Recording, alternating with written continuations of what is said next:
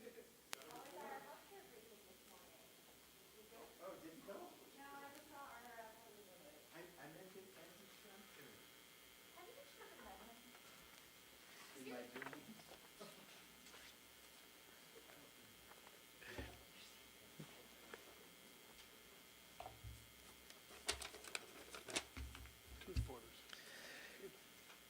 We ready?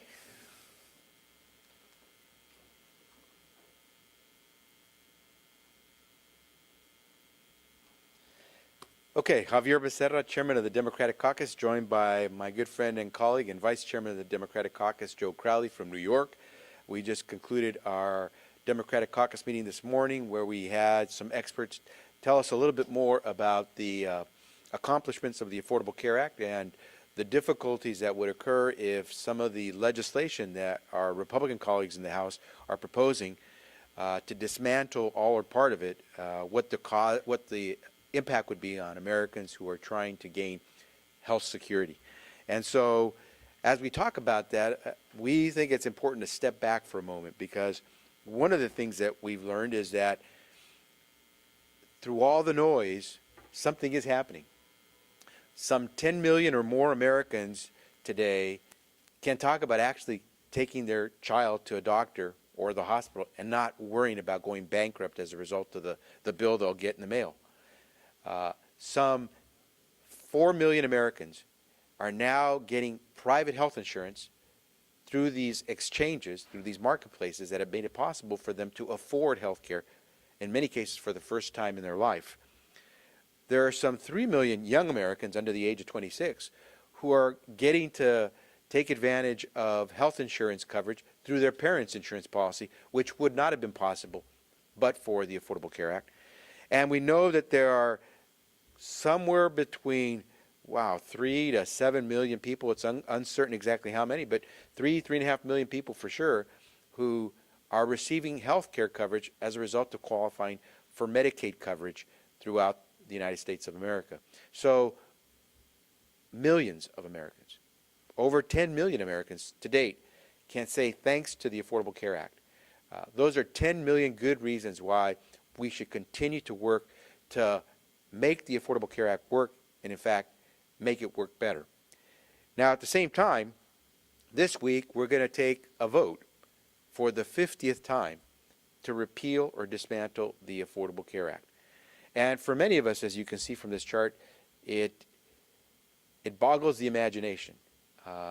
This obsession that our House Republican colleagues have with repealing or undermining the Affordable Care Act goes beyond just a waste of time. It actually is harming the country. It costs money to put a bill on the floor of the House. It costs money to have all the people who work in the Congress pull together the legislation, to make time on the floor, to pay the bills, to light the chamber, to get this done. 50 times now, we will have voted to dismantle or repeal the Affordable Care Act. At the same time, in what is becoming the biggest do-nothing Congress in the history of our country, we have taken not one single vote on raising the minimum wage. We have taken not one single vote to renew the unemployment insurance for now some 2 million Americans who are out of work through no fault of their own. We have taken not one single vote to guarantee equal pay for equal work for so many working Americans who happen to be women who are getting paid less than their male counterparts.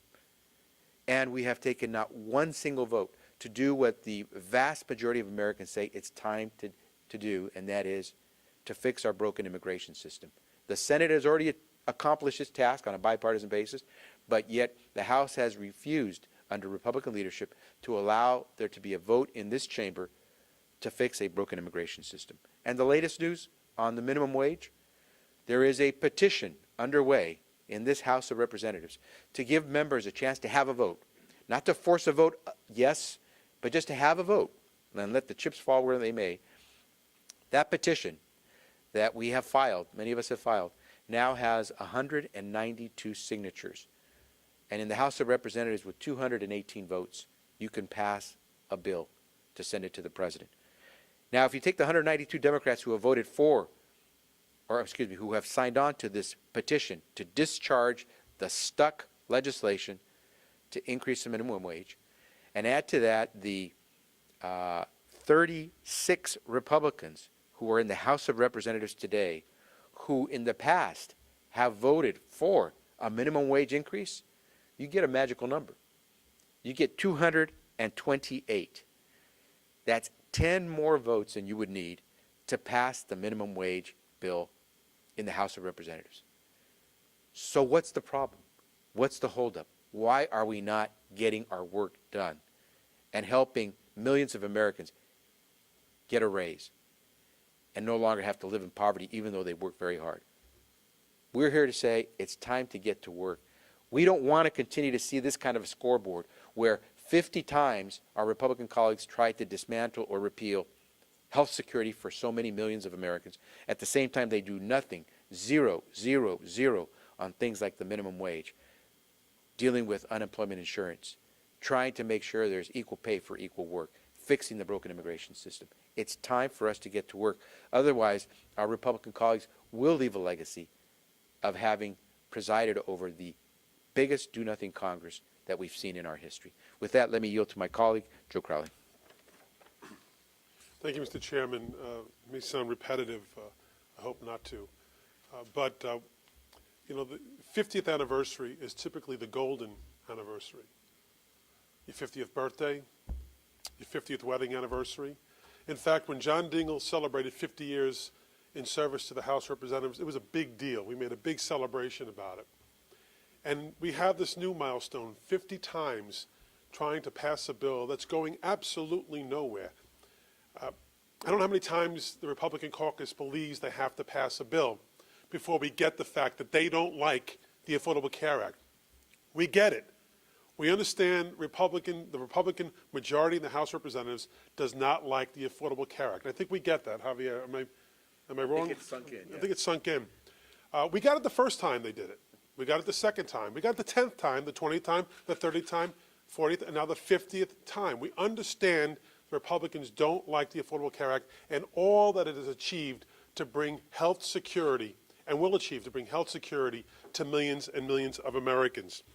As my chairman just mentioned, 50 times to repeal a bill, but not one vote, not a single vote, not 50 votes, not one vote to extend unemployment insurance.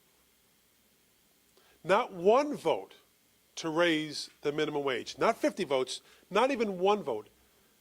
Not one vote for pay equity to ensure that women in the United States earn equal pay for equal work. Not a single vote. And not a single vote, not one vote, but 50 votes to rescind, to take away something from the American people, but not one vote for comprehensive immigration reform. There's something wrong with that. Maybe they think the American people don't get it. Maybe they think the American people are dumb.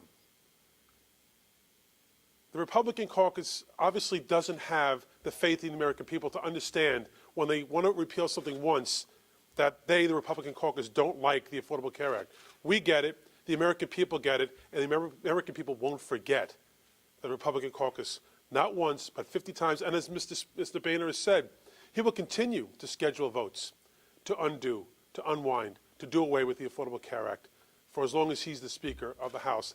That needs to change. That agenda needs to change. The American people will remember this agenda in November. We'll take questions. I want to ask about Ukraine. Yesterday, Senator Hoyer said that he would support tougher sanctions if it came to that, if Russia did not pull out, de-escalate in their Crimea.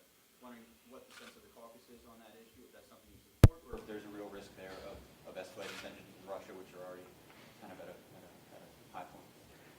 I know that from talking to members that there is a heightened concern at some of the statements being made by Russia, its leaders.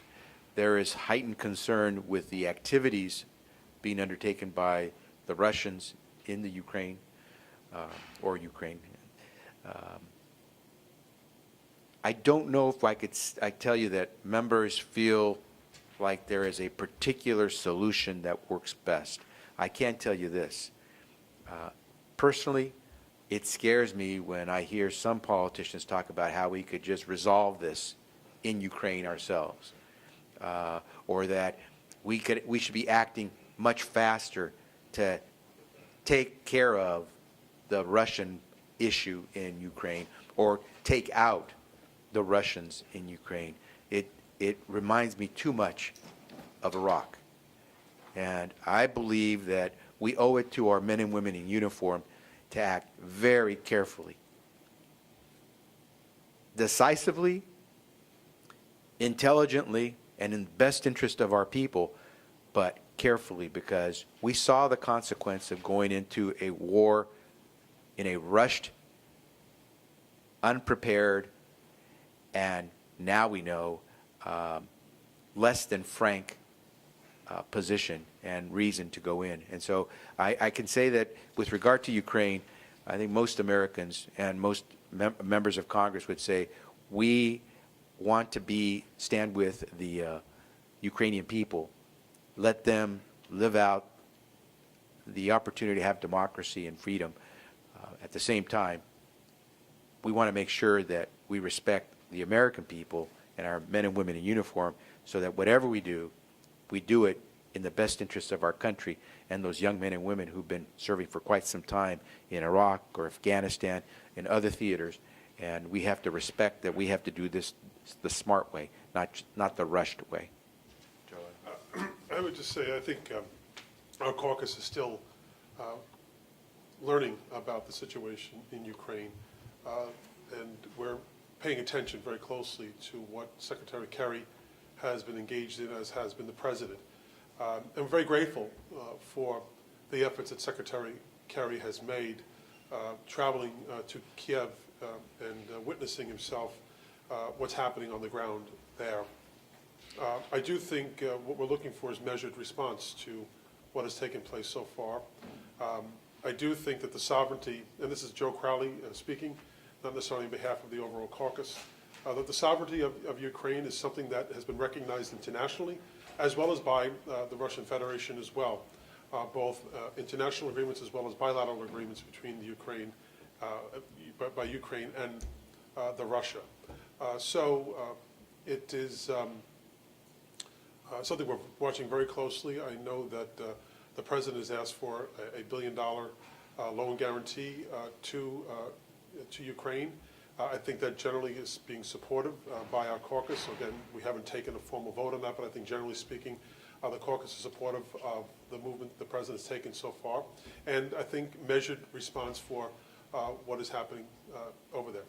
But more specifically, would you support, focusing away from any military issues, would you support, like, for example, targeted economic sanctions against Russian officials who were responsible for the incursion? I know that's being discussed by the foreign relations leaders.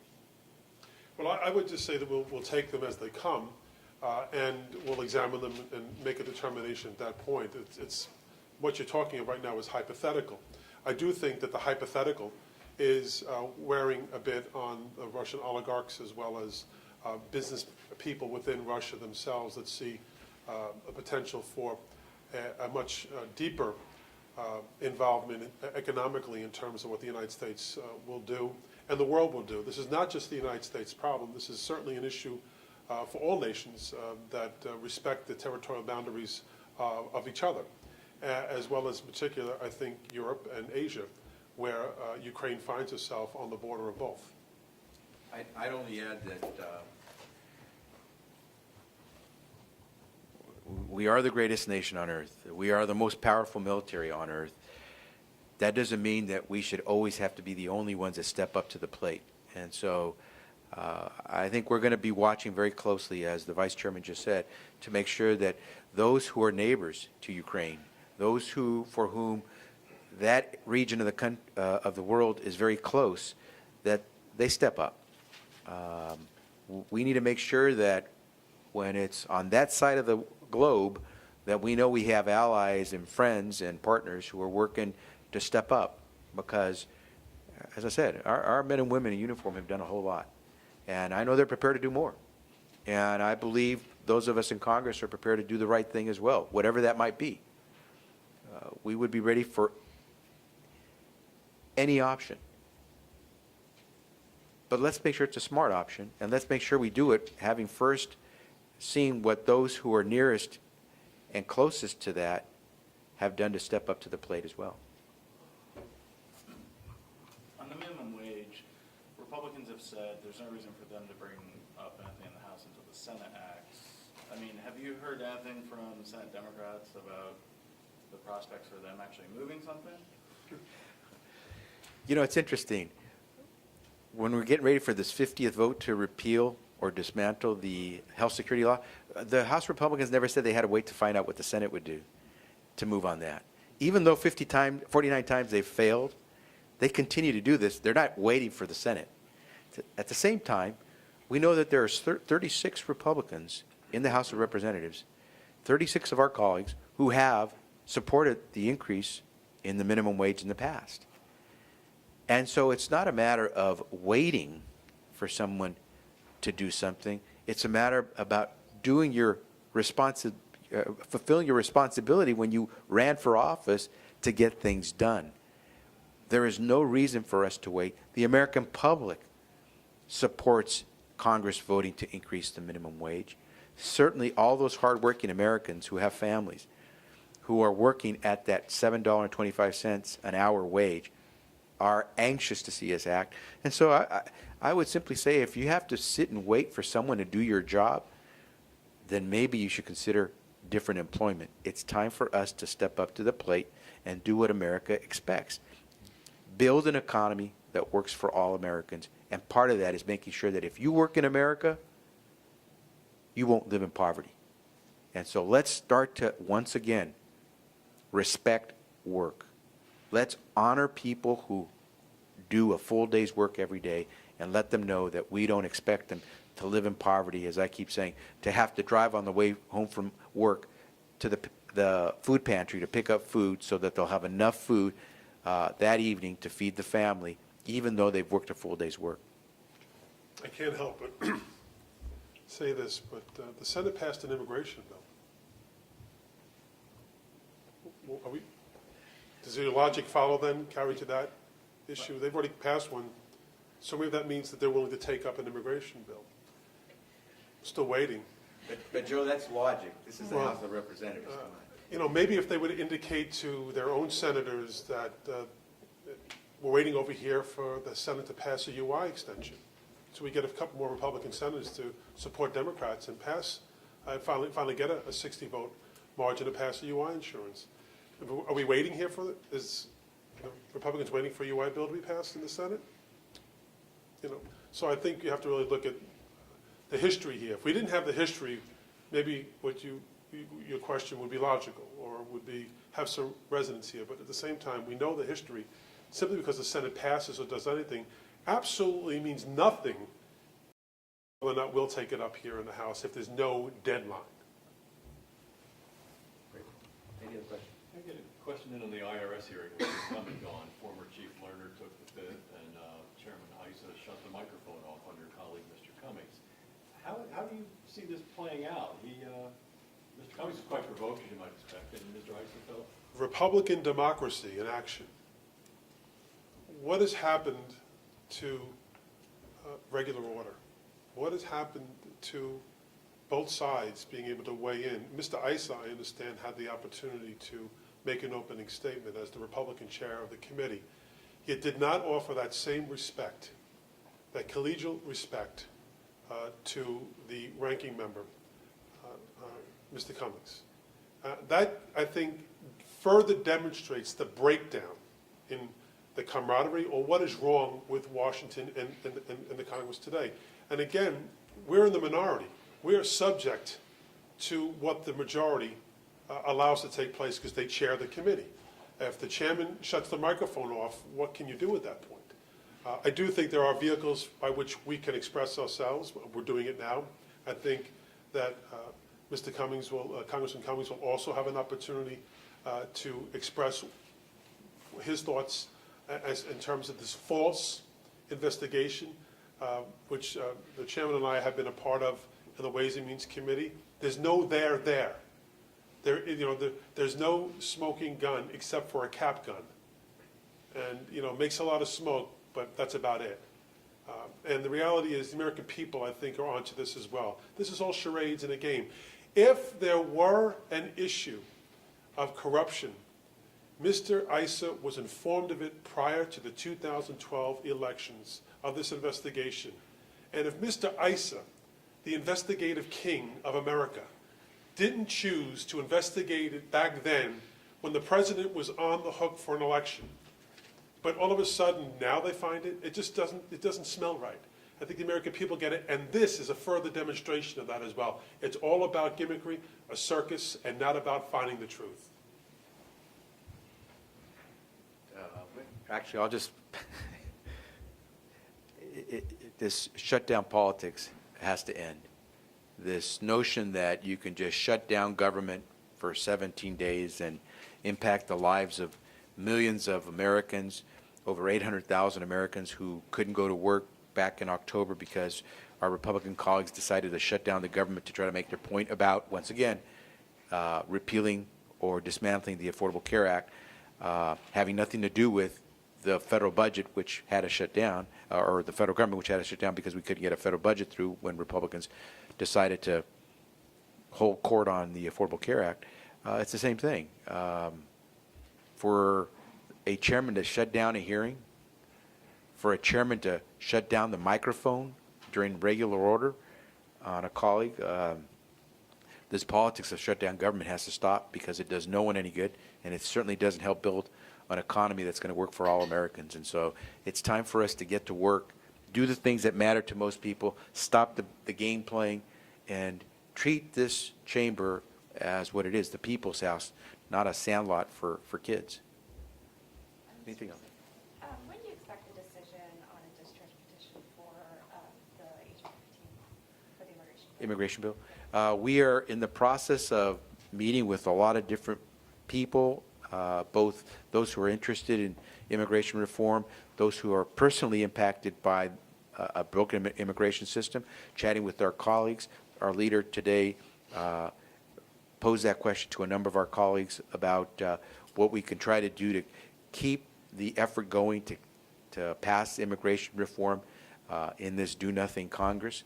And so we are looking at all options to try to make sure that we get one thing, and only one thing, a chance to vote. That's all we're asking.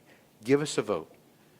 Give us a vote on an immigration reform proposal. We're not asking Republicans to vote yes. We're simply saying, just give us a chance to vote, to do what the American people say they want us to do. Same on the minimum wage. Give us a vote. You don't have to vote for it. Just give us a vote. Equal pay for equal work. Give us a vote. Unemployment insurance for Americans who've lost their job through no fault of their own. Give us a vote. And let the chips fall where they may. But we believe that if the American people are given a vote by the Republican leadership in the House, we'll actually get things done.